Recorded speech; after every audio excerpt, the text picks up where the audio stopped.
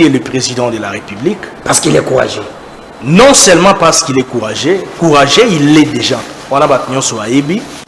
Mais, comme on a Donald Trump, Azali président a une grande puissance comme les États-Unis d'Amérique, Koloba yango ko ovationné ndenge tolobi. Président Tshisekedi na moment moko ozali moment moko très capital au monde entier fixaki miso et puis à ça yango publiquement. Dans ça yango te yako batama. Quand il dit qu'il est courageux. Alors, biso to banzake, sur le dialogue moko inclusif et salami, à l'issue de ce dialogue, tokoyo kana que non ba sanction nini, tomba noni toko pesa na auto monique, à ça qui d'infraction moko to monique ça insupportable mutabongo toko zongi sel soute na kati ya République. Mais sur les infractions toko ki ko zongi sabatwana na kati ya bonne marche à République, to sangala biso nyos ensemble, que ça ne casse pas les carreaux. Alors que ndena mukumba ya mboka. C'est-à-dire que ndekuna te pona ba aventure. Alors qu'il n'était pas parce qu'il y a un président Donald Trump, pas un président, non, c'est pas ça. C'est la raison pour laquelle vous voyez même sur le plan protocolaire, tout est respecté. C'est-à-dire c'est institutionnalisé. Et ça que ça la makamo individuellement, motona muto tiré ficelle to drana ya intérêt non. Ça c'est de 1. Deuxièmement, alors le président Tshisekedi gère mal la situation non. Ndekowen eza ki mutema mabende zo caractériser bino surtout bino ba plateau opposition bozana ki mutema mabe ya makasi ya mabe ya bitundu mutema invité ceux qui mutema ba bosala ngo pona nini basomba wa ne ba raté ceux ezaka likambu nini pona bino tout ce que Tshisekedi fait ezaka mabe. Sincèrement, Bokamu Isakangai, n'a pas kamwaka. D'ailleurs, tout le monde soit comme il a changé nationalité. Il y a des gens par exemple, parce que tout ça n'a hauteur, n'a pas débat au sala. On parle de république, bah tout ça fanatisme. Nalobi, est-ce que vous avez ça? Toqué la malende. Ndeko Arma, t'es na fouillé kaka, na encore fouillé kaka, na fouillé à côté, na encore fouillé. Nalobi, Ndeko Arma. Ah déjà, yo lobi ke biso toza motema mabe. Félix Tshisekedi bazo ça la dit Trump, Félix a ça la maîtrise de la constitution que les Congolais nyonso osolo beza idéal ou bien yango de factuel to la réalité. Qui a ça la maîtrise de la constitution le Kabatu nyonso, il engage la République. Mais l'idéal voudrait que le président de la République puisse engager la nation, puisse engager la République. Mais lorsque vous allez signer au nom de la République, sans pour autant accord en question, et ça la ratifier dans le Parlement, est-ce que vous signez vraiment réellement au nom de la population, de ton peuple, qui ne fait qu'accepter, et pourtant c'est une représentation populaire. On devrait, en principe, le principe voudrait, à chaque fois qu'ils signent des accords en dehors du pays, des accords internationaux, ça devrait retourner au niveau du Parlement. Vous l'avez reconnu. C'est une violation constitutionnelle. Non, non. Et lorsqu'il le fait à répétition, ça devient une haute trahison. Ça viendra par là. Alors, par rapport à cette haute trahison, moi, député national, j'aurais initié une démarche pour sa destitution. C'est une procédure. C'est pourquoi nous disons ici, alors nous jouons notre rôle pour déjà, que Félix va encore signé, va ratifier dans le Parlement. Ici, j'ai alarmé l'opinion pour comprendre que Félix a signé un accord sans que va ratifier dans le Parlement, c'est ce qui représente ma deal personnelle. Ça n'engage pas la République. Si ça nous engageait, il fallait tout ratifier. C'est une procédure. Alors ici, nous sommes en train de dire pour Ndekonabiso, Boko Bakaka, c'est bien. Boko Ba. Boko Ba, c'est bien, mais mon souhait est que génération Nabiso, que ce soit une meilleure génération politique, engagée vraiment pour les changements, et qui ne fait qu'accepter, et pourtant c'est une représentation populaire. On devrait, en principe, le principe voudrait, à chaque fois qu'ils signent des accords en dehors du pays, des accords internationaux, ça devrait retourner au niveau du Parlement. Vous l'avez reconnu.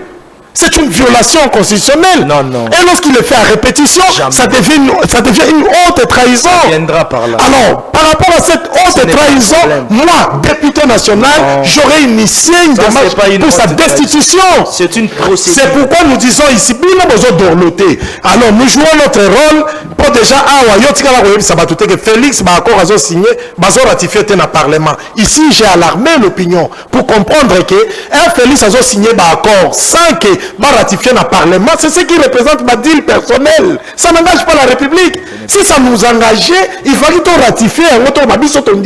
C'est une procédure. Alors ici, nous sommes en train de dire pour Ndekonabiso, Boko Bakaka, c'est bien. Boko Ba. Boko Ba, c'est bien, mais mon souhait est zapenza il y a que génération Nabiso que ce soit une meilleure génération politique. Amungala. Amtwandundu. Maxi Kinshasa Mbote Congo Brazzaville Mbote. Et c'est quoi qu'il va être vous allez belé. La bande a qu'on a besoin de pacte pour la émission de Banayo. Cette émission sera présentée par votre humble serviteur de Kodanu qui fout là. Et celle et l'unique journaliste congolais au Yunzambalanda Kanaba Anjinaï. Nous sommes en direct à Kinshasa qui est la capitale de la République démocratique du Congo. 89 95 79 257 numéro Bokobenga. Pendant qu'on participe à l'émission à Mokola Lelo, oh, bandi konangai. Nanu kutu na bandi nanu temba la moko bandi kobenga, oh. 89 95 79 257 nde numéro Bokobenga pona ko participer na émission ya Mokola Lelo 81 19 24 343 puis numéro Bokobenga wana Bokobenga na WhatsApp côté mususu Bokobenga na numéro ya Orange Bokobenga na normal. Le numéro ya Vodacom o izali na couleur à bleu ya mapata ya Nzambe nde Bokobenga na WhatsApp numéro za la couleur à rouge ya motane ya couleur à Jésus-Christ wana nde bobengi na normal merci nazana mona mbuka wene nazana mona mbuka ama mukulu mais avant tout zo bango ndi nazana ko ba toujours biso to zalaka wana pona ko informer bino.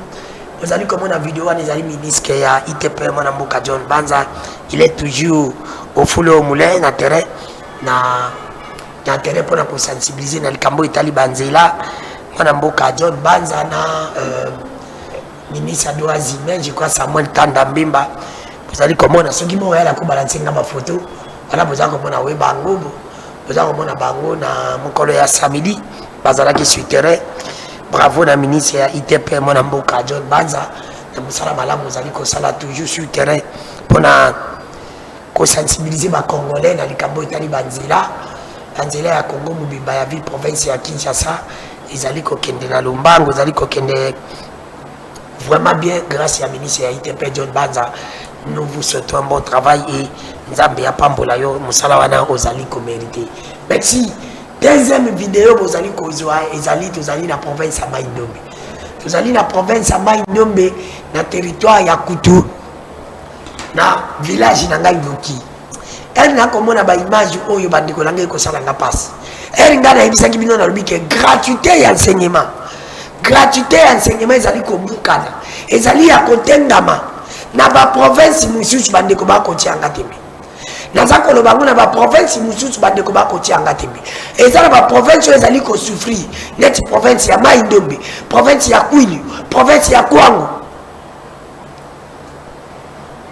ojupa lisusu Lomabi ojupa lisusu awa na nini pa bande ko na ngao ba nini Lodja Sanku eza ba province ezongisima bande ko ba koti anga tembe palo bakande ko danu ke fula c'est la haine. Ce n'est pas la haine. Botala awa tozali na Maïndombe na territoire ya Koutou na mboka nyoki ba para ba bimi na nzela na bana bazali ko marcher parce que grève et ça les mekuna ça fait 4 mois ba enseignant bazali ko tagisa te grève et ça les ba para ba bibi na bana na bango po batambola se manifester, le gouvernement trop c'est trop. Nous on avait voté 95% dans la province de Maïndombe. Pourquoi vous allez abandonner la province de Maïndombe? Pourquoi la province de Maïndombe est allée abandonner alors que la province de Maïndombe est allée proche de Kinshasa? Ils sont allés proche de Kinshasa. Pour la ligne Moutema Mabé dans le régime de la province de Maïndombe. Pour la ligne Moutema Mabé. Pour la Nabino Moko. Et là, ça n'a pas passé. La condition et sa condition c'est là où je suis né. Tout là dans l'image. Voilà l'image. Voilà. Ok.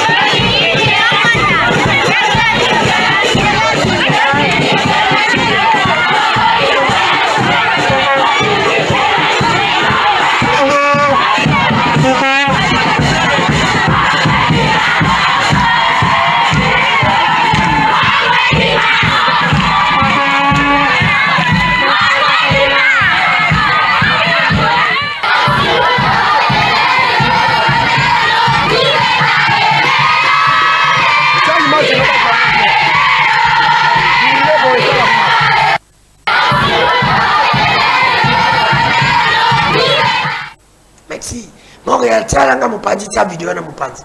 Bande ko bon komona wana ezali province ya Maindombe. Territoire ya Kutu. Na Nyoki. On va benga 25e zone. Mboko eza na Sodefort. Sodefort oyo etonga premier immeuble. Awa na nini na tobenga woni premier immeuble etonga na Kisasa. Na mbongo ya Nyoki wana. Oyo eza na entreprise eza na kama baya Sodefort mboka libaya. Mboka ana boko mona Nyoki. Na territoire ya Kutu. Ça fait 4 mois bansenya ba kotangisa te grève et salimi. Gratuité et katani. Batu ba kolobate.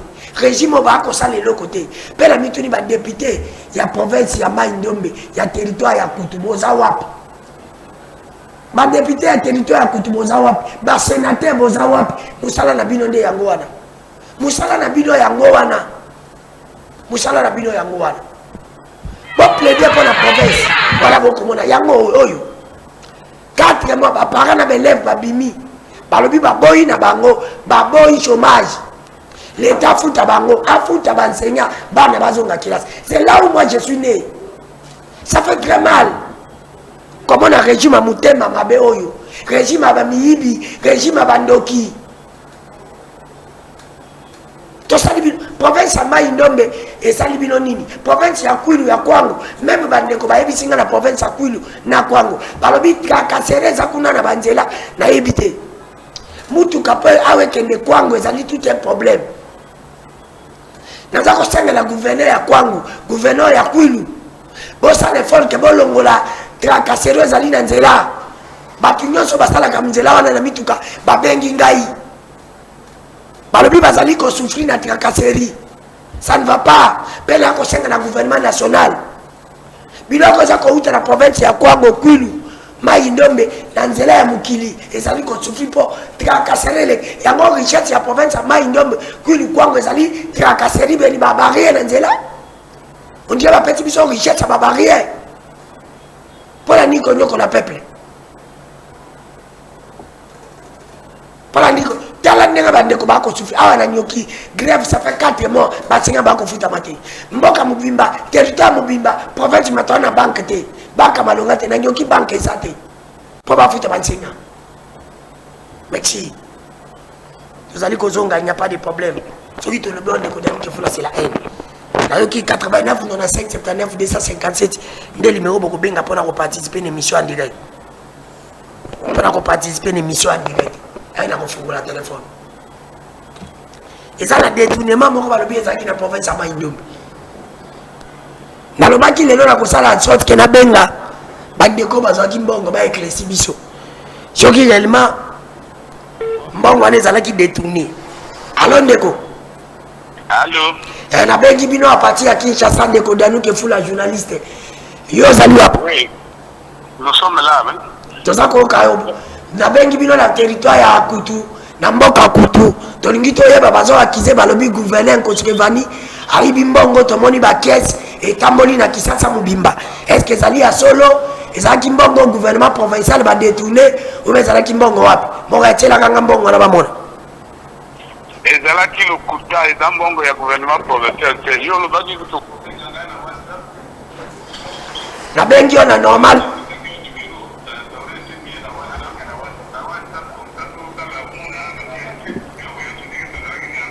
Tena kobenga na WhatsApp l'émission ya lobby mais lelo na mona un petit problème à connexion de na bengi ona normal mbongo na batu bako lo ba lobby gouverneur alinga de tous les anti mbongo ya banana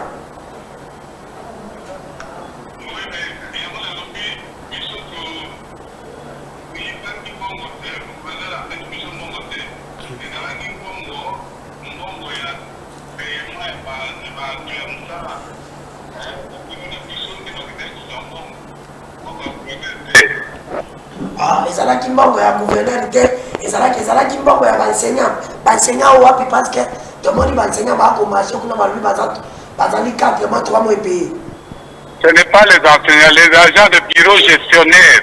Ezali bureau ya IPP, bureau ya province ya Dinakopé na antenne ya Dinakopé. Les 4 bureaux ya Kutu ne bakide mbongo na bango. Les enseignants ont refusé. Ils ont dit qu'il faut qu'on nous paye les 4 mois pour prendre cet argent. Alors, tout le monde a dit que tout ça, Moussala, nous ne sommes pas en grève, et c'est vrai que nous avons un bon d'abisso, et donc nous avons un bon d'abisso. Debino bokende ko zambongo na bino na inongo botinda ki batu na bino balongwe kutu baketi na inongo po ba zambongo na bino. Exactement, bazaki na ba ordre de mission to petit bango pour ba kende ko zwa. Et puis avant que banque andi mango pete bango mbongo alobaki bokende ko valider ba papier na bino na maire de la ville. Ba kende ki pas maire de la ville, il a validé les papiers, ba créé pas ministre provincial. A petit bango directeur de cabinet naie, ne ba kende ki naie ko zambongo. Et bon, comme qui na hôtel wana mbongo ezalaki logé, ezalaki hôtel au batu na bino bazalaki logé. Délégation na biso d'abord monsieur ya liboso ezalaki kende kozwa diprocop ya sika. Après mise en place de ma diprocop, au tozalaki na ye akei na Chikapa. Ya sika devait passer par Inongo pour les civilités. Alors nous avons profité tant que tu embarcation ya biso awa pour na okende Inongo kozwa diprocop, nous avons profité d'une pierre de coups. Bazupe mongo ya baja ya bureau pour ya kufuta. Diprocop était logé na hôtel Hydro 2. Tango balungoli mbongo na banque, il fallait kokende nango etika mokonzi avandaki nde batikaki mbongo wana na ntongo bamemi mbongo pour le port po bayana ndenge toza koloba na bino boye mbongo ekomi na inongo mpe bozwi basalaire na bino problème eza te. Mois d'octobre, kaka mois d'octobre seulement pour les bureaux gestionnaires, parce que le mois d'octobre il était déjà logé là-bas à Inongo. Mais bato baboyaki balobi lokola tokomi na décembre janvier toyei kozwa mwa moko te il faut bayela biso nyonso babiro gestionnaire balobi te lokola biso toza na grève te eke l'argent est déjà Inongo esengeli tozongola ya biso tosala bisala na biso nde bakendeki kozwa.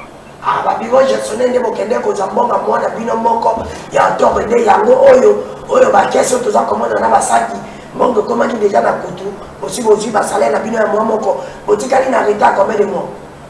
Etikali novembre, décembre, janvier, awa tokoti février, tozala mbongo te.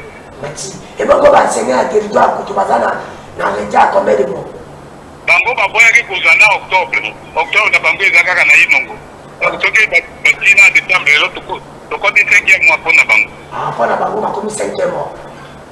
Mais si vous confirmez que mbongo wana ezali mbongo ya gouverneur ya mokosokefani adetourne mbongo te ezalaki mbongo na bino ya mwa moko bozwaki yango adetourne mbongo te papa sika tozoloba wana bapiese yango mibale eza liboso na biso awa soki ozalaka na whatsapp okokaka mwana bapiese yango mibale bazaka omema na aja oyo azaka omema mbongo wana toza na ye sur place awa. Merci papa na ngai nzambe apambola bino na ndenge bopesi ngai awa tozali ngai nazoloba IPP prophète azali awa diprocop azali awa jean tozali sotua devant bapiese yango mibale ezali awa ntango tozoloba wana. Merci nzambe apambola bino na kobenga bino lobi lisusu je crois na kosala effort nazwa bino na whatsapp po ezala malamu mingi bato bamona ngai naza mona na bino nazali journaliste awa nabundaka mingi mpona makambo etali province na biso ekende liboso merci na ndenge noeklesi ngai ogade nimero na ngai lobi na kobenga namona bakese wana nyonso na miso parce que balobi ke gouverneur adetourne mbongo merci na bino nzambe apambola bino naza ndenge.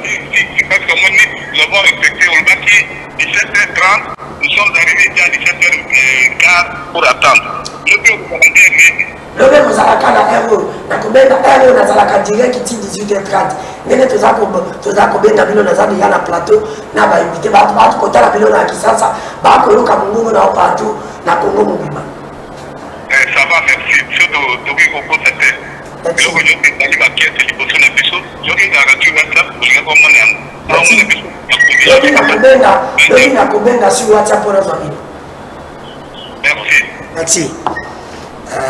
Merci na bandeko nyonso baza kolanda oyo journaliste nzambe alandaka naloba yango les journalistes n'a pas d'amis si s'agit ya kosala bankete nasalaka bankete awa bayebisika mbongo ezalaki volé bandeko batindeli nga bakeso na bina koloba te il faut na compte en contact na bandeko na vérifier en tant que mwana ya mai ndombi na compte en contact mais c'est le gouverneur bongisa province nga na kosoutenir awa nasali enquête mpona yebake mbongo oyo naza koconfirme na monde entier ezalaki mbongo ya gouvernement provincial te le gouverneur Koskevani n'a pas détourné l'argent mais au moins ezalaki mbongo ya banseignant un mois bazwi mais baza na banyungu gouvernement bofuta banyungu bofuta mbongo ya banseignant ya territoire ya Kutu ça fait déjà 4 mois bazokende na impayement merci se plaît, bon, on est au salon, il faut chercher l'information à la source. Mais si la bande de communion, ça m'a donné Oyo, on peut s'acquérir diplôme de mérite, puis on confirme qu'il est pendant parmi les 30 leaders de la province, ça m'a donné. Et les seuls journalistes, moi, la main de Baza, ça la fait, ce qu'on boit, mais la poison pour Koufa, aux amouteurs, ma vie.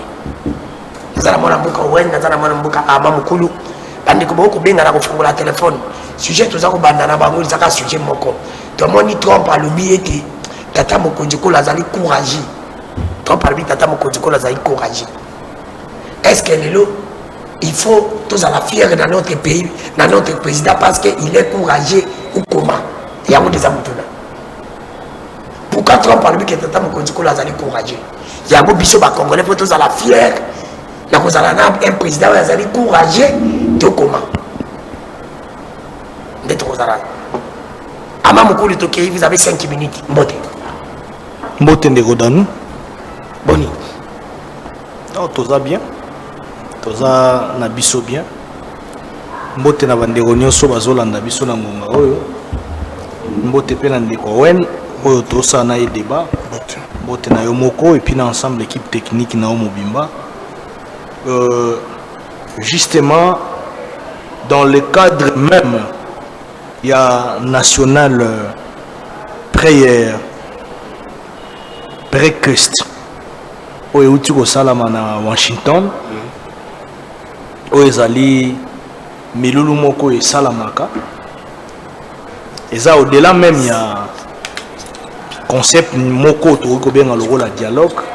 Au-delà, il y a moment moko d'influence.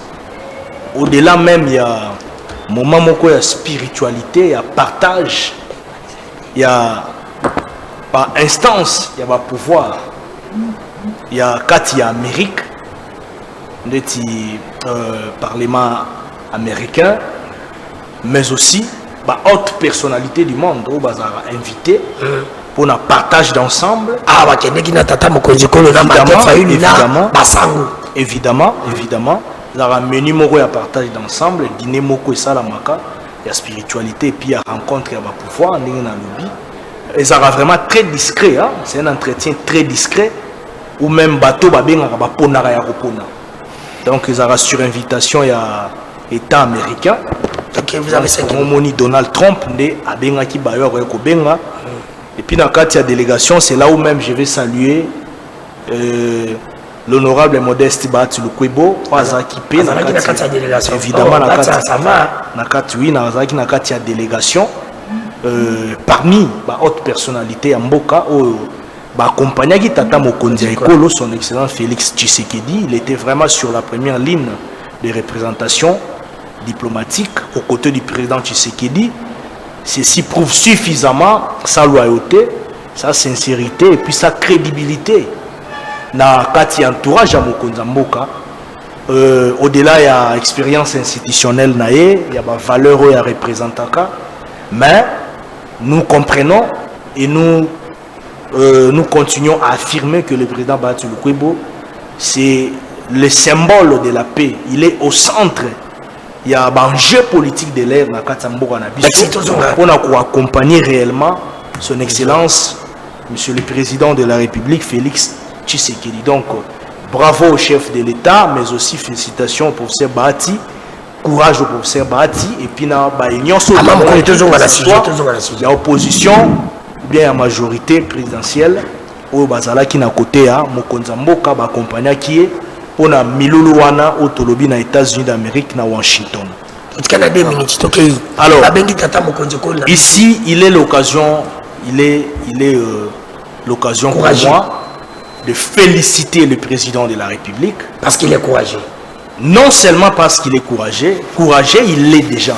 On a battu sur Aebi, mais comme on a Donald Trump, le président a une grande puissance comme les États-Unis d'Amérique.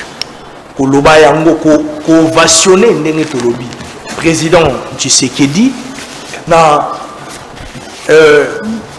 moment moko ozali moment moko très capital au monde entier fixaki miso et puis à ça yango publiquement dans ça yango te ya ko batama quand il dit qu'il est courageux, quand il dit que tellement tant azoloba azoleka ba moment moko ya pas si mingi. Mais le président Donald Trump a même rassuré que makambo zo kende malamu. Est-ce qu'il a encouragé parce qu'il a voyagé mingi ou a encouragé parce que elle est là père au kotambolo ya tambole bouti. A encouragé parce que même Donald Trump comme président des États-Unis d'Amérique. États-Unis d'Amérique, c'est une puissance parmi les puissances sur le plan géopolitique au monde, sur le plan géostratégique dans le monde. Les États-Unis d'Amérique et sa puissance. Et tant que nous avons un représentant premier des États-Unis d'Amérique, ce n'est pas pour flatter le président Tshisekedi. Ce n'est pas pour flatter les Congolais. Par rapport à l'effort mokonza mboka asali tozo continuer ko sala pour la roluka kimia moko ndengo tozo une paix définitive durable na est ya mboka na biso. C'est-à-dire le président Donald Trump s'est rendu compte que ben indicateur distinctif palpable sur terrain, sur le plan diplomatique, sur le plan même géostratégique, et zola qui que le président Tshisekedi a franchi la ligne qui n'était pas facile en fait. C'est-à-dire, à côté de ce qui facilité, nous avons un président de la République démocratique du Congo a ça l'exploit au le président Tshisekedi a sali. C'est-à-dire que pour le président Donald Trump, ils ont reconnaître en fait, bien fait, capacité, non seulement managériale, mais capacité politique sur le plan international au président Tshisekedi a dégagé. C'est pour dire que le président Donald Trump dévoile au monde entier que le président Tshisekedi est efficace. Que le président Tshisekedi c'est réellement la personne Oyo Azolinga Asilisa Makambo Ezoleka na Istanbul. C'est comme un sauveur en fait pour la République. C'est dans ce sens. Les gens ont été à Djalelo parce que Donald Trump ne peut pas faire les Djalelo pour les populations congolaises en fait. Merci. Mon amboka Wembo Senge Mbote, soyez bienvenue mon frère, vous étiez malade mais maintenant ça va. Aussi 5 minutes comme Maman Moukoulou. Les lois Maman Moukoulou, notre président, c'est l'homme qu'il faut à la place qu'il faut parce que les lois Bengami, protocole va courager et pas Donald Trump. Et Donald Trump n'est pas n'importe qui, il ne peut pas flatter notre président parce que le président a quoi mériter en retour. 17h40. Pour 5 minutes, Nayo, ou comme on rappelle à 2 minutes.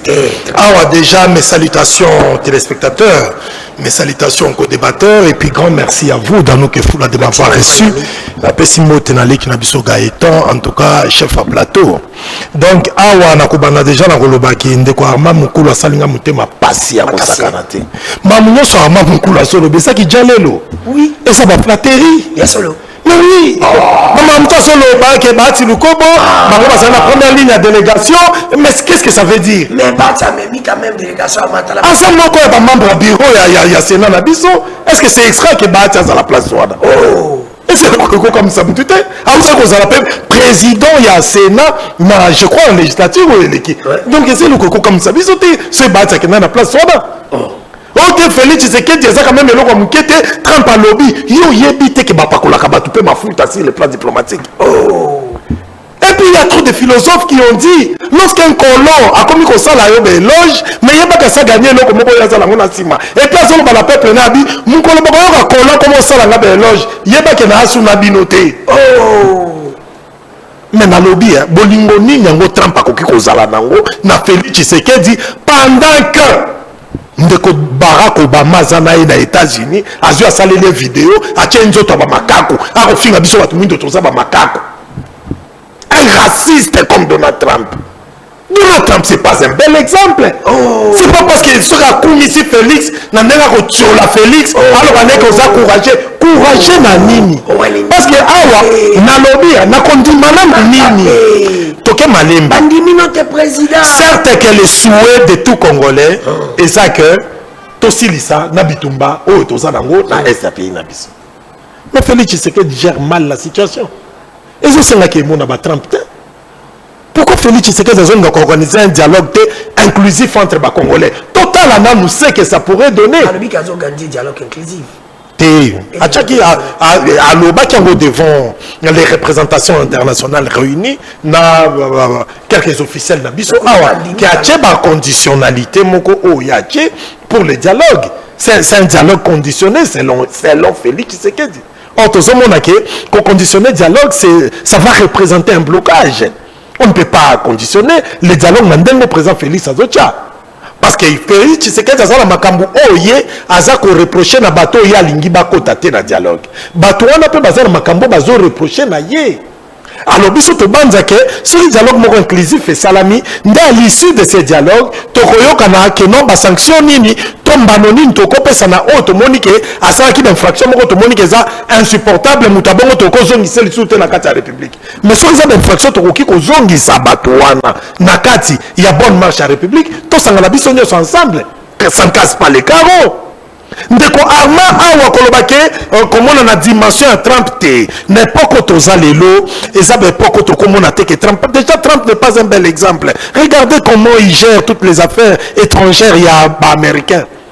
Dans le comportement na ye na Venezuela dans la lelo o ba 16 alliés na ye o to bengi bango ya autant bango nyonso ba se retirer baza susu baninga te dans la velléité eza ko caractériser Trump. Trump ne vise que ses intérêts. Trump sur moni oh yazo sana Félix Tshisekedi lelo oyo et ça va dire personnel, ça n'engage pas la République démocratique du Congo. Je vous l'ai dit l'autre fois, moi j'aimerais que les États-Unis la République démocratique du Congo ceux qui te reçoivent la deal wana c'est-à-dire bah encore toujours signé à Washington ça devrait passer au niveau parlement na biso et ça la ratifier bah tu le comme au sein parlementaire. Pourquoi bango bazo senga te que fait le kana parlement? Pourquoi l'accord Nyos Félix a signé à Washington? Ça ne passe pas au niveau du Parlement. Parce que sur l'équipe du Parlement, le peuple aura ratifié le truc en question, l'accord en question. Mais sur l'équipe du Parlement, ni accord il y a EAC, ni Makamba signé à EAC, ni Makamba signé à Doha, ni à Washington. Le peuple n'a pas sorti qu'il a ratifié en côté. Et puis pourquoi en persistance il y a que le président Félix a signé un accord Libanda sans qu'ils aient ratifié et puis moi vous me la mise au temps par commission. Qu'est-ce que ça a à voir par rapport aux réalités tout le monde sur le terrain? Est-ce qu'il y a cessation de balles dans le pays Nabiso? Est-ce que les gens congolais déplacés dans le territoire dans le village d'origine?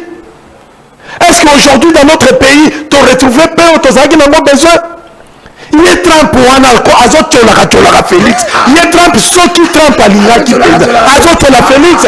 Parce que Trump, ça a besoin qui maison à l'amboka la biso. Dès qu'il y a le bilan, 1-23 va se retirer dans Ouvira. Il faut que ça va se retirer dans Goma. Va se retirer dans Bunagana. Pour Bunagana, Oumeli presque la 3e à 4e année. Goma presque 1 année. Pourquoi Balobika na Ouvira? C'est-à-dire Trump a joué rôle pyromane entre-temps sapeur-pompier. C'est-à-dire Trump a sa confiance na yete. Benga Félix Atanzambe Talibisote. Nous avons besoin d'une solution. Tout le monde a résultat. N'a problème il y a pas congolais. Notre pays est divisé au risque de la balkanisation. Je crois que Nanga Azoba la guerre est finie. Bitumbe Sili tout ce qu'on a organisé, administration et tout consort. Donc maintenant la pona bango la monique. On dirait pour la bango, bango ce qu'on a minute, bango la traîne, bango la territoire, bipaï, bango basu, pas bitumbe sili. Voilà, bango mekate. Merci madame Bokowen, ama beaucoup le monde oué n'a respecté ces 5 minutes. Quand tu regardes la bonne 5 minutes, c'est ok.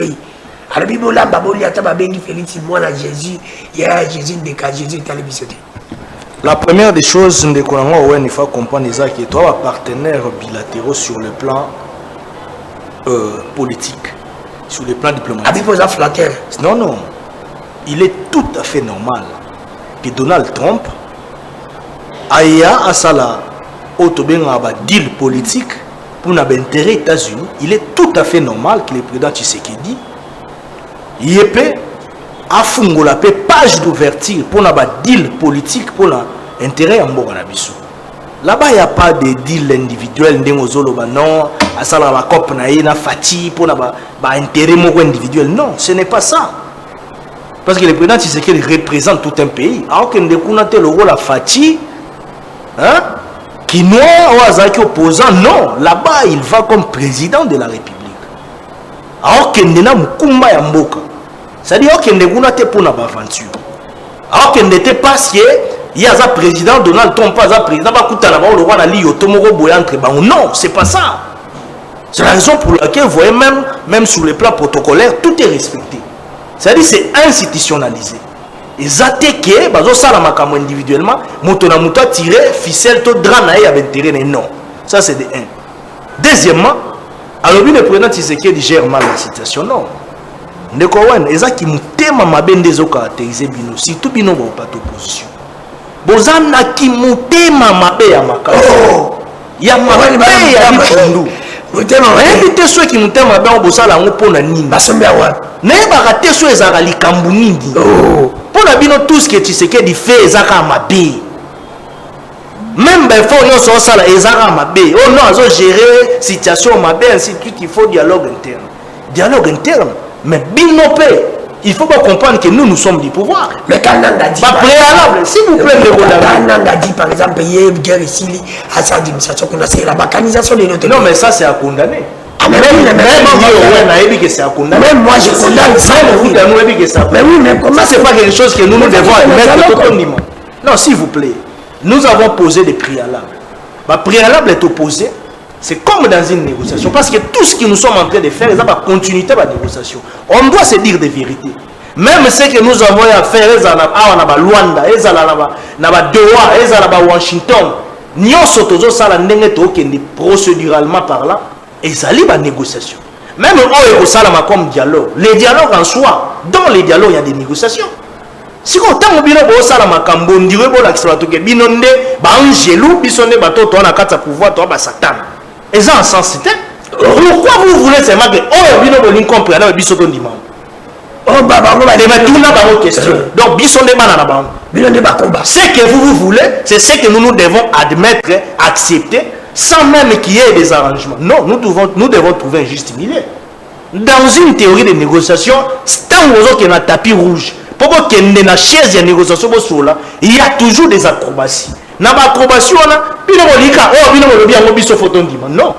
Le président de la République, comme garant du bon fonctionnement des institutions et de la nation, protecteur et intégrité territoriale, moto a eu na maël et sur le plan constitutionnel, et Félix Tshisekedi a posé ma jalon, a posé ma base. À vous de dire. Non, par rapport à au point où on est mon konzalobi pour ainsi de suite dans sa déclaration le baïbo biso tout le monde te coquille comme un peu moi mouké kota la soki ko ke na sanso non pour eux c'est une opposition bango ils ont pas dictat oh bango ba lingi yango fait ça là comme bango ba lingi dialogue formal tel kaka yango wana ba senda mi biso non tu es obligé de kaka ndenge biso tolobi dialogue wana sa malibanda ya mboka il faut kana bo non comme biso tolobi dialogue il faut kaka 5 ans SCC bango nde kaka ba professeur religieux wana il faut pas organiser yango te oh bino bolingana biso tolingi yango te non bino bolingana non c'est pas comme ça merci dans la négociation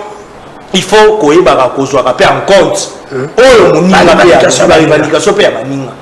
Comme ça, on va trouver un juste milieu. Merci. Les dialogues internes, oui. Le président, c'est qu'il est là tout. Même au Ebéran, ou le conseiller spécial Ebéran que je salue d'ailleurs, ou ça. C'était aussi un dialogue. Pourquoi on dialogue?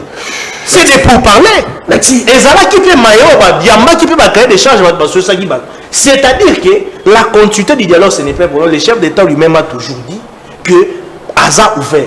Pour preuve, dans le gouvernement, vous avez vu des opposants. Nous t'embarrons la prison qui a été condamné. C'est un opposant. Mouzi, tout c'est un opposant. L'opposant, il va bien qu'il me soit boyaré. L'inclusivité ne veut pas dire l'unanimité. S'il vous plaît, là, soulignez Kaka. L'inclusivité ne veut pas dire l'unanimité. Exactement comme c'est un opposant, comme il y a un continent de dialogue, c'est qu'il y a un dialogue en essayant de s'inaccer. Ce qui faillit le côté, ton musique à côté, ou bien on est comme ça à côté, non,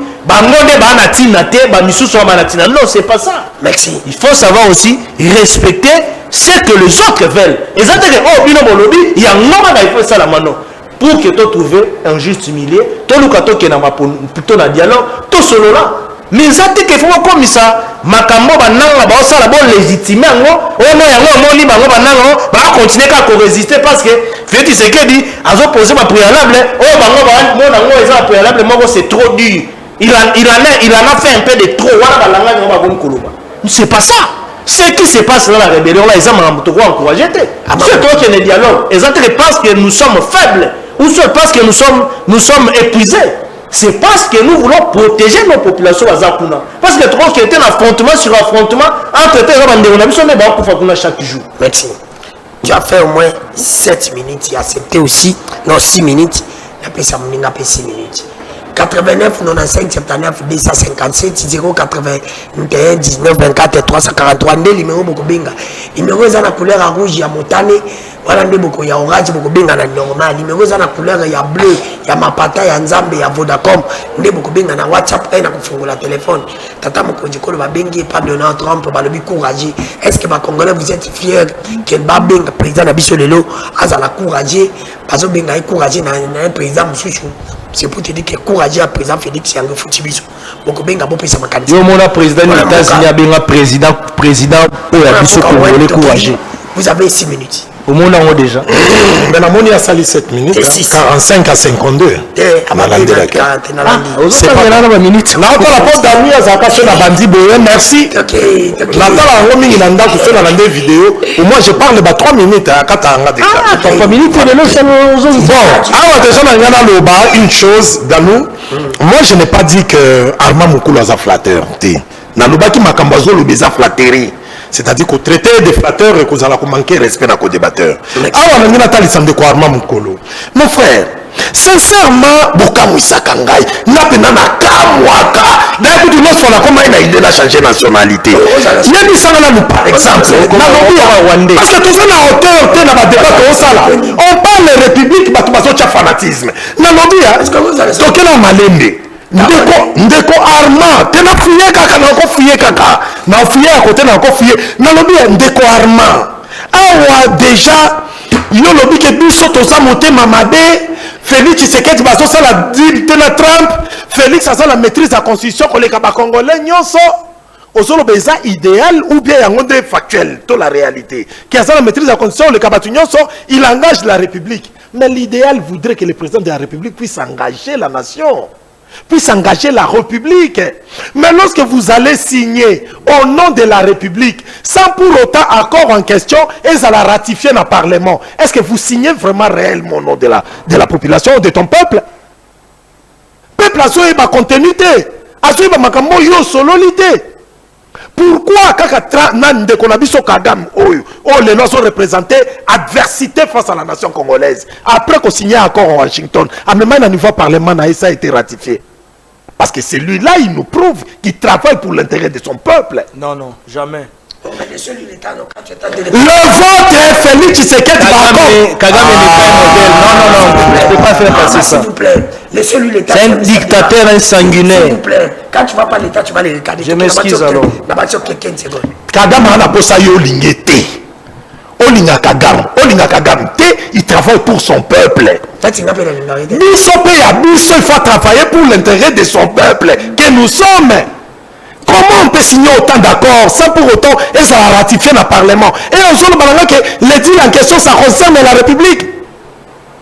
Alors c'est un peuple naïf qui dirait cela. Peuple qui est trop exigeant envers ma gouvernant, il faut y avoir accord signé, le peuple a discuté sur Yangoloba, il est autonomie.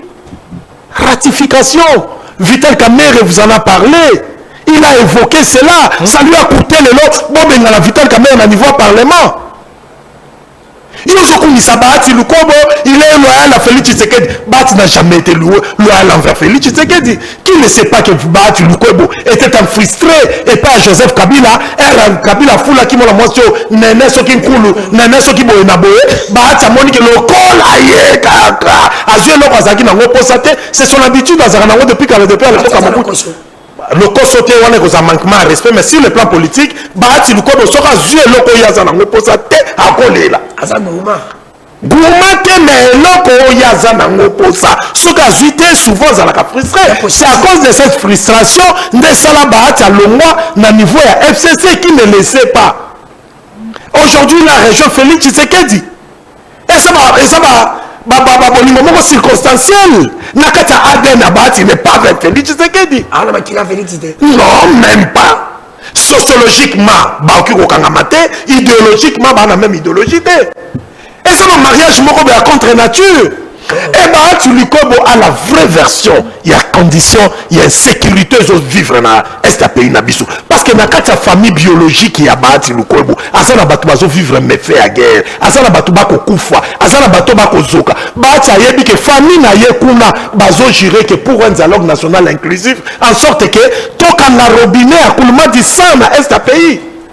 Et puis quand ils sont le bibongo bah tu longolo la partie, en longolo la partie. Il y a qu'à côté Malazan de Konanga. Biso en tant que Bakristo balobi na biso mo Kristo azali mwinda. Mwinda ezali vérité. Ndeko, o moni bitu manyoso tozo bunda. Bino boko mo pesa l'impression moko boyeke. Vous passez sur des plateaux de télé pour faire plaisir aux gens. Mais moi je passe sur les plateaux pour faire plaisir à Dieu na baaye na biso balumumba bato bakufaki pona makamba Congo. Merci.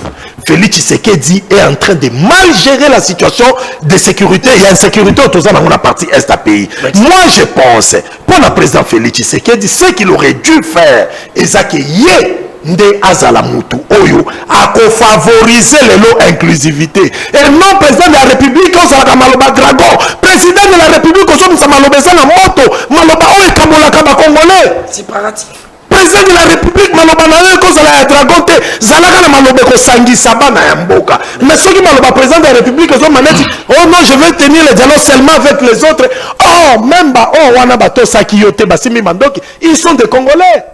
Na 5 ans na yo ya mandat oh yondo za na prérogative comme symbole de l'unité nationale conformément à l'article 69 il y a constitution et sa responsabilité à Félix Tshisekedi. Il y a lobby na biso ke biso to lingaka toujours ko réclamer makambo pa na bango to linga o biso to lingi de salama mais bango basenga biso yango te cher frère Arma na yebite soko bosani bino bo senga biso nde biso to na signature te. Biso to senga rabino pour l'instant bino nde boza na signature bino nde boza na mandat principe à redevabilité. L'opposition ne vous doit rien mais c'est vous qui devez à la nation parce que boza na période de gestion vous allez rendre compte on doit vous évaluer c'est ce que nous faisons ou bien bon ça biso pouvoir biso peut autoriser bino kasi bon critiquer biso c'est comme ça que ça évolue. Merci Amam Koutoke 3 minutes rapidement votre Skungarana Fogola. Après, il y a un peuple 89, 95, 79, 257, 81, 19, 24, 343, numéro à Vodacom, Bobengi na WhatsApp, numéro à Orange, Bobengi na normal, Babengi Tata Mokonjeko, on a bien encouragé par Trump, tel le diplomatie depuis Congo, Isara Congo, président, mon côté, Babenga encouragé par président Moussousi. Les noms, Fatih Beto, ça va, Bobenga, Bopi, c'est ma candidat. 3 minutes. 3 minutes. Il y a Liboso. On appelle, il y a Liboso, il faut en répondre. 3 minutes. Oui, évidemment. Non. Il faudrait comprendre une chose. Quand on est en politique, on ne se fait pas des cadeaux. Tu le sais bien. Ça, c'est de 1. Excusez-moi pour te tutoyer. C'est pas grave. Vous le savez bien. En politique, on ne se fait pas des cadeaux. En politique, on a ce qu'on mérite. Et lorsqu'on a mérité locaux, par rapport à sacrifice au sali, par rapport à la mobilisation au sali, et à en termes de moyens, et à en termes politiques, et à en termes de terrain, et à la mobilisation, et à en termes d'enjeu électoral. Sur le plan constitutionnel, on les reconnaît, on dit que Moutouboenda vous a la majorité, Moutouboenda vous a la, il faut administrer Premier ministre, ainsi de suite. Batu Lukwebo a été victime. Na vie naïe, apparemment, étoile naïe, c'est comme si Azam Moutoyo, il est toujours combattu. Moi, je l'ai toujours compris. C'est parce qu'il est une étoile. C'est parce qu'Azam Moutoyo, Azam a vision et a mounini. Et puis, Nzamba Tingé na Moukili pour la grande ambition. Ça, moi, je le comprends. Tika, s'il vous plaît, ce qu'il a dit, je dois le toquer. S'il vous plaît, non, alors il m'a sur l'autorité de s'il vous plaît, et Yazoloba, Yokata qui était. Tant que je m'en ai un coup, on n'a pas foulé un coup. Nenenkulu n'a pas de trahison à FDC. Parce que Nenenkulu a un moto, il a fabriqué qui. Après ça, les trahisons, il a débauché, il a débauché le Salamaki, il a panza FDC, il a bouqué, et ainsi de suite. Moi, à l'époque, je n'étais pas là, mais je comprends ce qui se faisait. Oh non, il est trop fort, il est trop populaire, il est trop, ainsi de suite. Il faut pas boucler, pas panza, tout, ainsi de suite. C'est ce qui se faisait. Et puis parce que Bahati était quelqu'un de rigueur. Logique n'est rigueur, par-ci, par-là, partout, les cas politiques, mais ils ont causé un problème. Il est clair, ça nous donne la clarté. Il mérite quelque chose. Pourquoi? C'est la raison pour laquelle, tant qu'on comprend le GOFC Sazaki contre le président Tshisekedi, d'abord, non, Moni Bahati a résisté, il a fait l'exil, accueilli, a zongi, conçu, etc.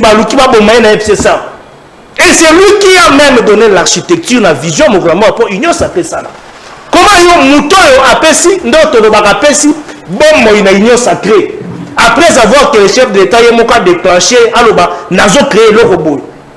Bahati est dans un laboratoire. C'est lui qui s'est sacrifié en premier. Pendant que Batumi abandonne la vision de l'Union sacrée. Depuis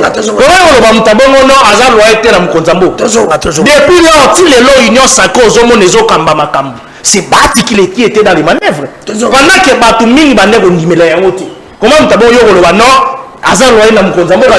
nous sommes un parti social-démocrate. AFDC, dans la social-démocratie. Il ne PSP, qui est parti socialiste. Nous avons quand même des liaisons. De très bien que la philosophie, l'idéologie, nous avons notre idéologie, il y a Baptiste, idéologie, il y a Tshisekediste. Mais nous formons un corps, Bissonios. Ce qui prétend battre le coup, Bazaki fidèle à chef de l'État.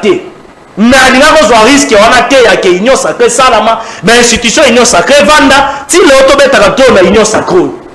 Et ce cas, il a résisté face à l'agression des les canaïstes. Il y a un lobby en haut. Azamoto a perdre en termes d'investissement, d'emploi créé, et à la usine, et à la société, et à la immeuble, et à la créé en termes d'investissement. Il a tout perdu. Bauto de force, c'est pour les rebelles, piller, saccager, bomber, tout ce qui est à lui là-bas, tous les lots, ils appartiennent. Mais il a résisté après qu'on compte en agir à Nini, il est agresseur. C'est la raison pour laquelle moi je l'ai toujours dit, c'est la personne, la personne la plus sincère et crédible aux côtés du président de la République. Pour la souki qui ça, pour la web son il faut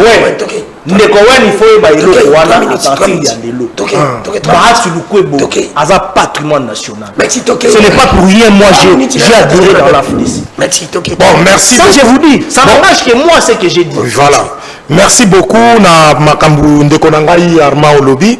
Déjà on a bandana koyebisa yo ke Bahati Lukwebo pembeni ya Félix Tshisekedi, je vous ai dit, ils ont circonstanciel. Maintenant, on peut se cop. Défendre, moi, c'est la façon de défendre. Non, mais Yoga Siko, Yoga ce n'était pas ça les débats. Hier, nous t'avons parlé. Mais, débat, il y a Félix va bien s'encourager. À quelqu'un qui n'a pas hâte, il va bien s'encourager. Ici, tout le monde a déjà bouillé. Bahati, sa loyauté aux côtés de Félix Tshisekedi n'a pas d'effet. Parce que Félix Tshisekedi, déjà, évaluation, il y a présence à Félix Tshisekedi dans le pouvoir, c'est un échec. Oh. Nos communautés sont divisées, voire même communauté à Bahati, il y a un touché. La vie, Armand, la vie, AVIS, ça vient de la vie. VIE, ce que tu es en train de vivre, ne faut pousser aux ana à vie, mon corps. C'est-à-dire, tout le monde a Bahati, on va vivre mes faits à guerre, il faut ceux qui sont honnêtes envers le Congo. La loyauté, moi j'aimerais que dans le milieu politique, loyauté, tu utilises beaucoup plus pour le Congo qu'aux individus. Loyauté, on en a Félix. Demain, quand Félix ne sera pas au pouvoir, je ne vois pas un Bahati qui est loyal encore à Félix. Il va changer de cap. Ou tout le monde a hypocrisie, un grand mensonge. Il y a un moment où il y a des gens qui ont Bahati. Il y a un côté qui Bahati, il y a un plateau combien. Babi Bahati, c'est hypocrite, il y a un leader, il y a un côté de Bukavu, caméra na Bahati, il y a un complice. Ils ont des vraies informations sur ce qui se passe à l'Est. Si le monde a des fois une attitude, vous savez ce qu'a coûté à Vital Kamerhe. Qu'est-ce que Bahati a différent de Vital Kamerhe ou mieux que Vital Kamerhe? Ils sont presque tous pareils. Bazana Bolingwa Congo. Mais t'as là ce qu'a coûté à Vital Kamerhe. Parce qu'il a osé kolobaka ka vérité. Le long Félix a commis naïda au sein de sa dialogue. Un Vital Kamerhe a fini son aide d'alarme. Que bat pas ça dialogue. Comment famille politique a Félix Tshisekedi Bafinga qui est? C'est là où je vous dis il y a incompatibilité. Je connais chez vous dans l'AFDC, il y a des cadres et ça appartient à ma réflexion malamou. C'est pas comme l'UDPS. Il y a un qui besoin d'incompatibilité. Mais la flatterie a besoin ça la bateau pouvoir. Il y a un besoin bâti n'enga sawana. Ayebi que Félix Azo qu'il n'a faut pas. Mais bâti est en train de protéger ses intérêts. Ayebi qu'il était avec Joseph Kabila. À mon endroit bateau va gérer un pays dans l'époque à Mobutu. Ayebi que façon Félix Azo gérer situation ça en côté. Mais il peut pas tousser parce qu'ils ont protégé Bakou Inae. Et puis ils ont ebisanga par. Ils ont ebisanga par. Quand ils ont engagé dans la minute nanga. Ils peuvent pas retourner. Ils ont quand servir le pays. Excusez. Bahati Lukwebo, mon cher Armand, Placico au Pessinga nausée. J'ai envie de vomir. Et ça, ngana yo tokuta na plateau. On doit parler du Congo, du présent et de son avenir. Mais tu me parles de l'avenir aux autres projets. Bahati a des projets pour ce pays. Nga kanisa ki yo, tu avais des ambitions pour ce pays. J'ai des ambitions. Alors pourquoi tu me parles de Bahati? Il est l'un des rares Congolais. Mais il faut ça avoir ambition pour la Congo. J'ai aussi des ambitions. Ah non! Arrêtons de glorifier tous ces gens-là. Mon combat est ça de faire de cette génération une meilleure génération en termes d'engagement politique. C'est-à-dire, ils sont des Bahati Fakendatika. Babati, on va accompagner Félix et aujourd'hui ne font que protéger leurs intérêts. Ici, nous disons Félix Tshisekedi aux États-Unis et un non-événement, Bissot on a besoin de palper évolution, il y a situation sur terrain. On voudrait bien voir que Makila et Tika Kokantanga na Est, tout le monde a pacification effective na Est pays na Bissot. C'est ce que l'on veut, c'est ce que nous demandons à Félix. Ce sont ses prérogatives constitutionnelles. Merci, ok, peuple la Bengi.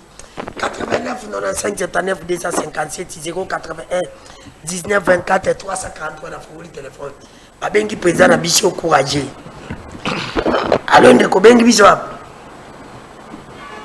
Allô allô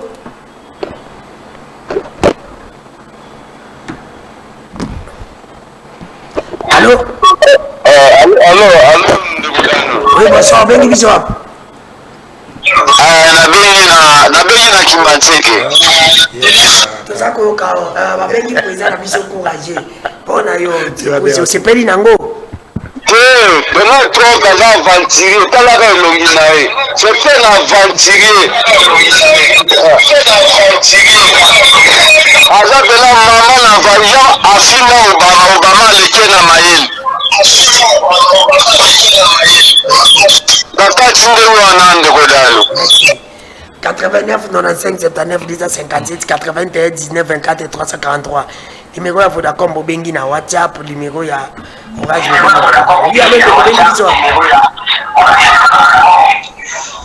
oui bonsoir ndeko na ngai bonsoir ndeko bengi biso hapo nabengi bino na chambo papa na ngai c'est tonton sagesse toza koyoka ndeko sagesse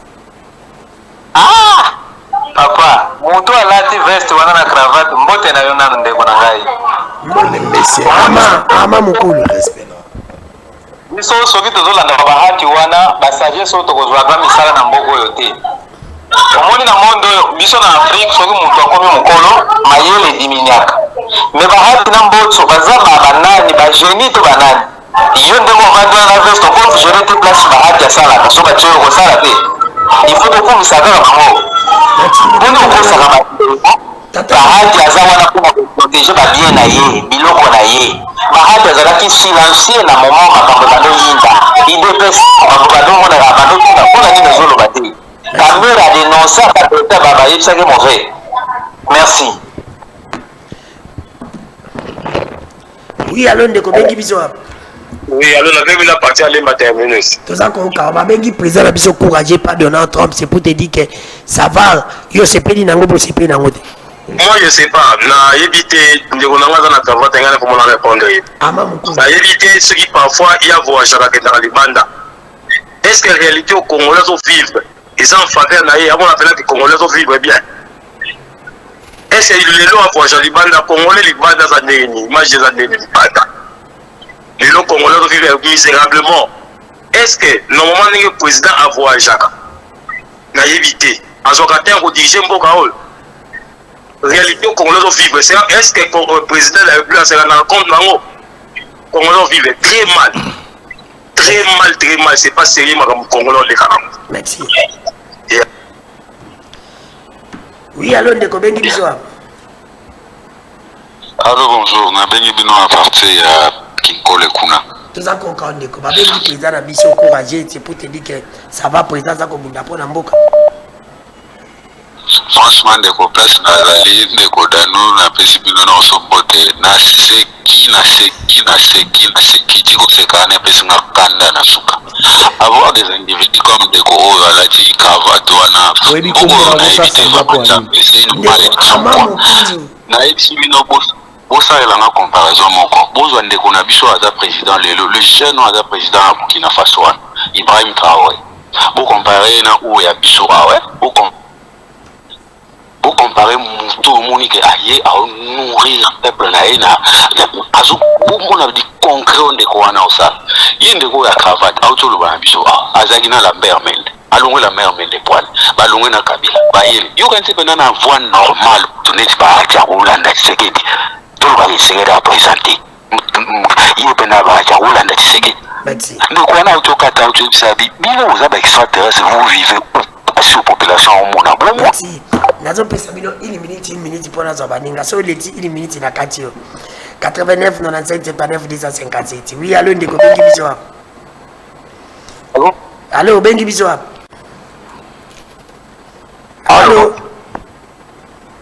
allo oui papa bengi biso wa bengi bino lingwala toza ko kao ba bengi pesa na biso courage ça va non oui ça va ndeko nano oui azole bisayo papa wana za mupanzi wana mutabasi wana aibi bahati ta aibi bahati te yaza mutayi kokota na sima na ko rappeler yo histoire moko ya muke asira kabila mwana ya bahati landanga mabende konanu mwana bahati azaki na anniversaire na ye abengisi mwana ya kabila o ya mwasi na yebi sifa ya mwasi sifa aye anniversaire ya mwana bahati na ndako ya bahati bahati azalaki na kati ya ndako na kilote na sengle ya blanc na libanda landa te papa nano na libanda bato anniversaire ntango kaka bahati ayoki kaka mwana ya kabila za libanda ndeko nano abima mbango na kilote na sengle wana koluka moya Bata za ministre oui, yoka non papa yoka nano histoire na epo bazo na na tindie na ministre va nuire na personne ça pas de sens na soko la kisa yo affinité oyo kabila zalaki na ngona na bati malingaki bati mi po bati na po politique yaki na ba député belé azaki na un poids politique ils ont fait bazara ba relation papa il avait mérité papa bazaki na ba relation merci yo le kiti minute belé pardon là ça peut pas ah beta histoire na bonjour de bengi biso na bengi bino depuis Kaza Kasangulu tellement Congo tolo bela Congo depuis Kasangulu te pesi ba de Kasangulu mo toza ko ka en tout cas ba petit bino mbote moi maman ngana ba pour une minute mais ali pona mambo ki courage ya président ya ba bengi président biso courage yo sepeli nango te ata bino moko penza elo wani tiki père na bino chef à quartier moko boy vito balko wani tiki no babimisi courage na miso bato vous pensez bien même si babimisi courage nenga ki okababor na biso facilement non vous donna pour que ça nga sécurité mais si le sécurité de soi kate tout le monde a raté on les a belogité on les a rendre il est ridicule en plus beaucoup santé si mana yango ka ke umela kite Joana Dikosi wana Kagame tout le monde a besoin de stoffing à Kaye mais il n'a pas les problèmes avec tous les Congolais il a un problème na Fati Joana Dikosi a auto ça là point de presse devant population naïe moi j'ai entendu comment il a traité les occidentaux alors dit je veux le voir qui se aille se faire voir qui aille au diable on dit bazawana alembiono yokunata banengona je ne prends pas la part de Kagame mais non t'as combien ce qui nous a la ridicule micolonio na kati yo la kati parce que c'est pas normal OK oui allô non avant je voulais un peu dans le babandeko il faut pas to linga ki biso nyonso to koma na discours moko to encourager pe bato basa la bola moté ça ce n'est pas bien Oui, allô, ndeko bengi biso wapi? Oui, allô. Allô, bengi biso wapi? Na bengi yo mopanzi ya Mabeka. Na Mabeka toza koba babengi président na biso courageux. Yo sepeli nango po. Ndeko nano na lando bien na ndako awa. Alors, oyebi muiba iba na bis na moi. Actually bon na sima poste na yidi mbo. Obenga na courageux non? Ouais. Bon. Ya liboso nde ya mwana ndeko na odefendre basi. Kina mboga ya basi na taboma. Mboga ekipa ya bata panza Qu'est-ce que ça voit dans ma il n'y a pas de pourquoi tu vas rebelle. Monsieur, frère, ça calme quoi. Donc, on passe à mon tour. On a dit moi, cravate rouge. Pardon, mon frère, la critique, mais. Pardon, on coupe la goma. Par l'équipe famille, il n'y a pas de dire ça. Nous avons bâtiment, on a coupé la goma. Bon, merci, mon frère. La Congolais va me faire Mbogo.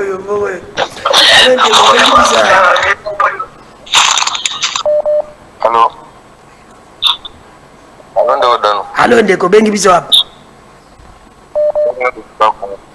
Obengi biso wapi? Congo. Na Congo toza ko précisément wapi? Na Kasangulu to pesi ba ndeko Kasangulu mbote. Tokei.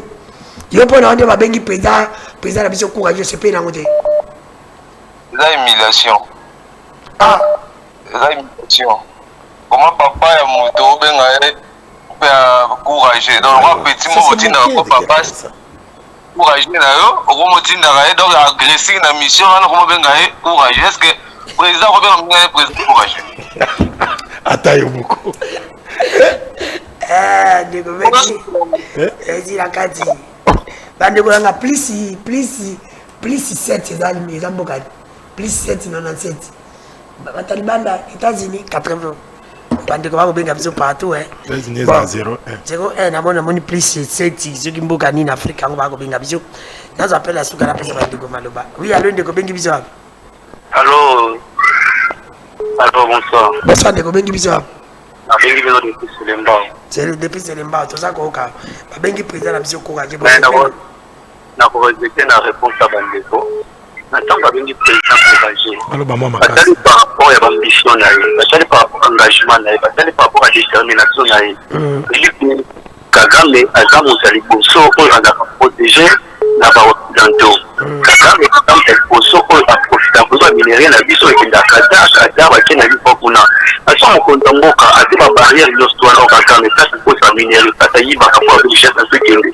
Mokonzi ya mboka atali de force na ye ake directement tina ni bisika likolo. Batali keno moto aso intérêt ni te bakale zosimba te tout bakale simba te. Na suka de na trompe comme la suka non quand même on a compris. Parce que tout ça doit barrière non tout de respecter à niveau comme il a c'est que non amoni combat beaucoup de monsieur qu'on a été la bengue courageux na vie tout ça courageux c'est on respecter.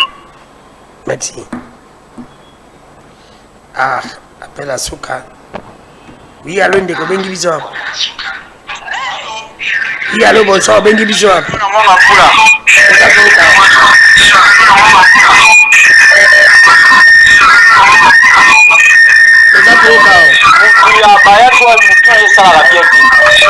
Non, na kati yoko finga quand même invité te quand même matayo moko. Oui, allô ndeko.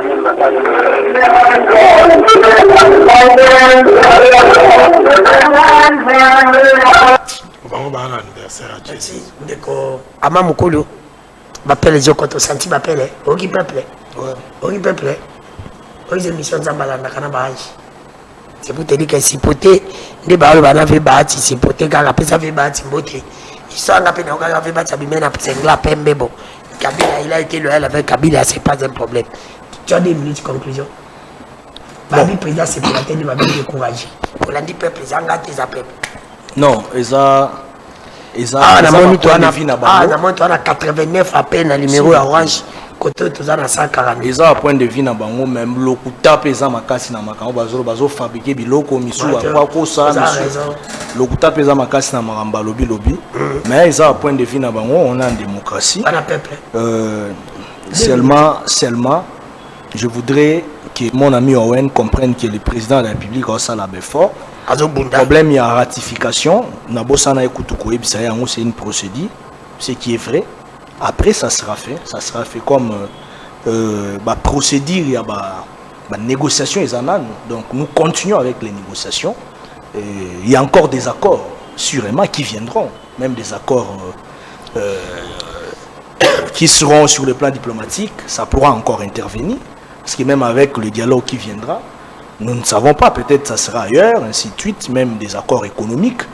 Et donc, sûrement, ça doit passer par le Parlement. Je crois, c'est la procédure qui sera faite.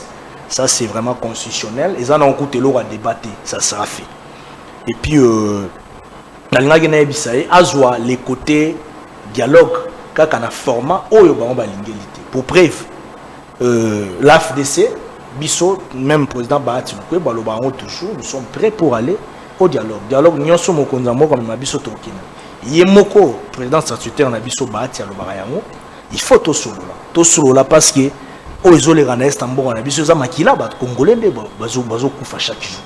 Et il faut pas oublier que lui il est de ces coins là, Denga Lobi, il est natif de là.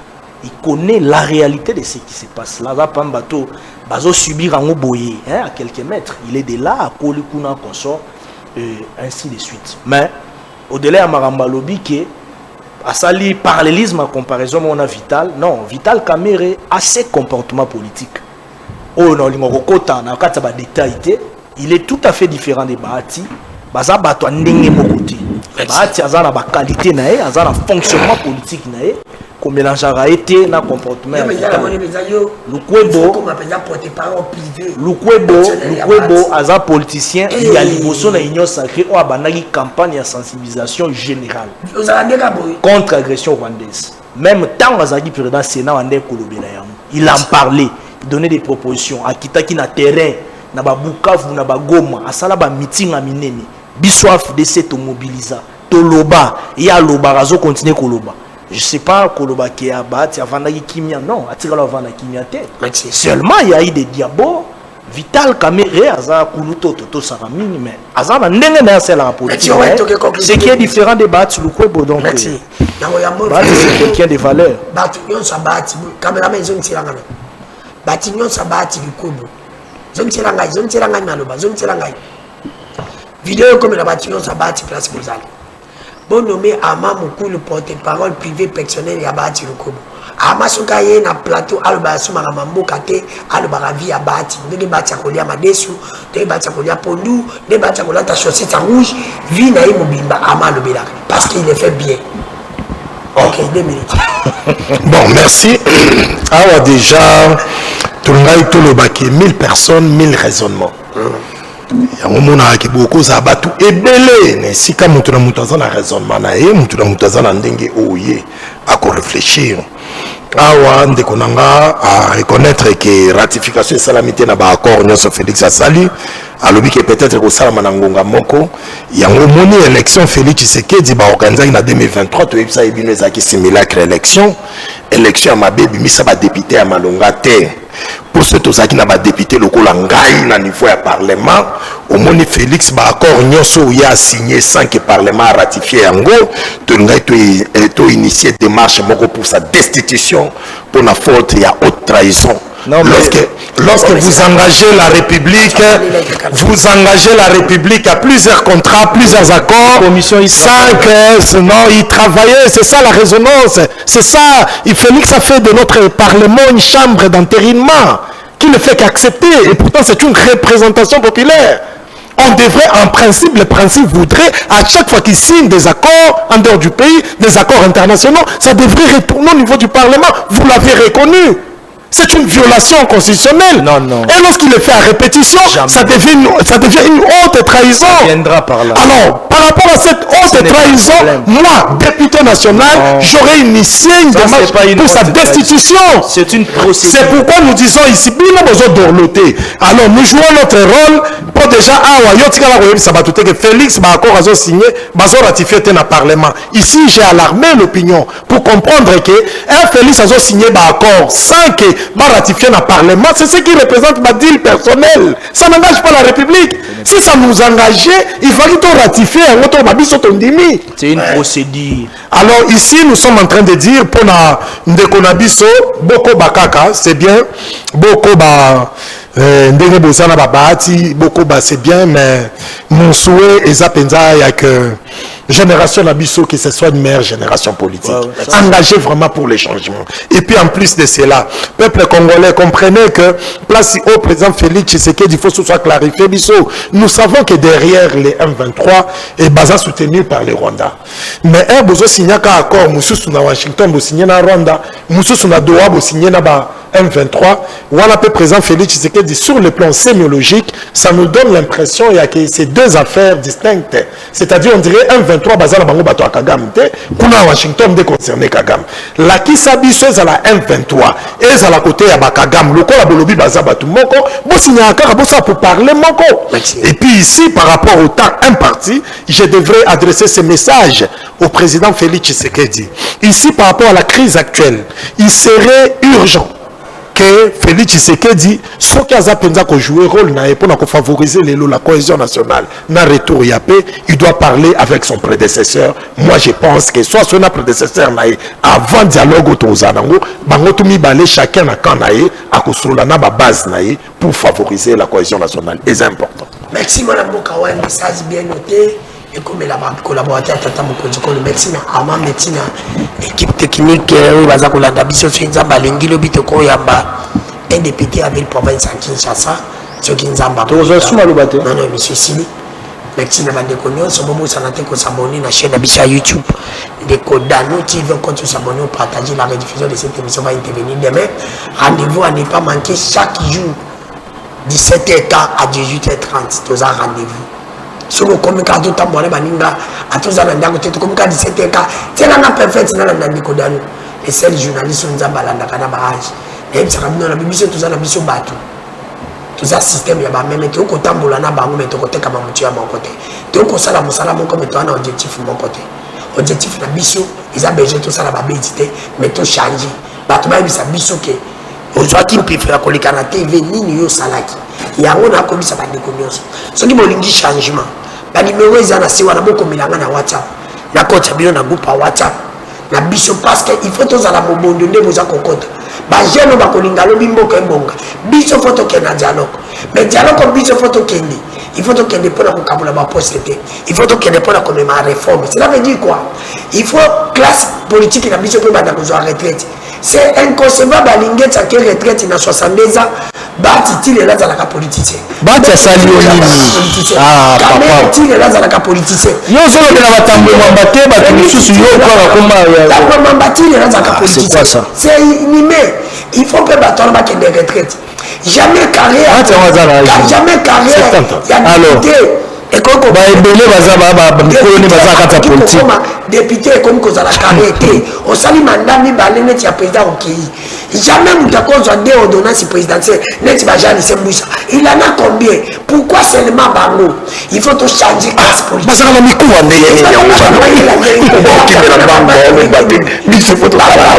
combien de maman il y a moi ba jeune il faut tout changer. Alors pour tout changer, il faut tous à la mobondo, tous à la groupe na biso, et tout à la réforme. Il faut tout à la réforme ya makasi. C'est la réforme makasi. O yini manga mboka ba padre yo. O jide ordonnance présidentielle. Voilà naza d'accord. Yini mboka ba padre yo. OK. O yini manga bana na yo ba ko exercer sur pouvoir. Très bien. Dès que ba so sali mabe bana ningo so ba numi bango izatu.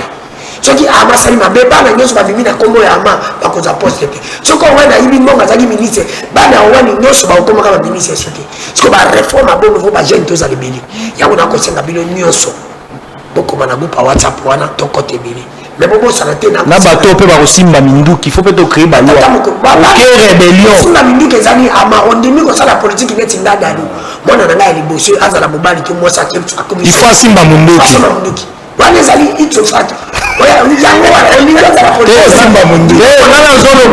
bato bakendaka rébellion o bakendaka kuna il faut mpe tocréer baloi ya bongo mutu soki oke makambo wana c'est pour te dire que makambo wana osikambano il faut toyana mpe ya suka nayebi ke tata mokonzi kolo bandeko na ngai bazali kolela uti mokali bandeko bakolela Ruti Mokali na ebite bakonzi ya mboka basala bino na musisani bandeko Ruti Mokali basali bino ni nzela wana président Levi Mbuto ya Assemblée provinciale oza président ya Assemblée provinciale Ruti Mokali ti lelo za ko place ozala ki eli Et ça, le sonité. Au Kenya, quand on voit comment on va mettre un timboule, comme l'état, tamboule, ma barati, il est ici, là, il katana. Mais ça, on comprend que tu vas dire que tu vas faire. Tous un problème à maille. Tous un problème à courant. Bandeko ya kuili, quoi, on va dire que la pointe est à mentalité à casser. Nous avons compris que tu vas conduire tout ça la binoni. Tout ça la binoni. Maille, DG, il y a Sinel, il y a résidé. Tata me conduit que pourquoi vous les gardez? Pourquoi vous gardez Daniel Boumba comme le peuple? Daniel Boumba, la mouka, le bikaka, et comme on a la même tête, on a un peu de taxe, tout ce qu'il a au monde. Est-ce que vive la réalité, on a beaucoup de causes de taxe? Point de vue dans l'Aïs, que moi je vais m'assumer par rapport à ce que je vais tata mon conduit que l'on a bien encouragé. Ça n'engage que moi, je vais pour Nanga. Je pense que c'est une humiliation. Je pense que c'est une humiliation parce que tata mon conduit que l'on a numéro 1, c'est papa Nanga. D'accord, quand on dit que papa est voisin, abenga papa n'a pas courageux. Il faudra le que tu es un homme fort, je t'encourage. C'est ça le mot qui convient. Tu es un homme fort, je t'encourage.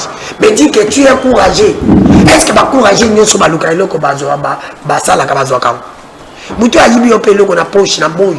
Batuma na ya yibi. C'est ton kanye te bani. Yo za courageux. Ozo yiba na moyo makasi batuma mona. Tout ça contexte wana ça n'engage que moi. Ceux qui m'ont dit que nous sommes beaucoup je pense que vous êtes fanatique.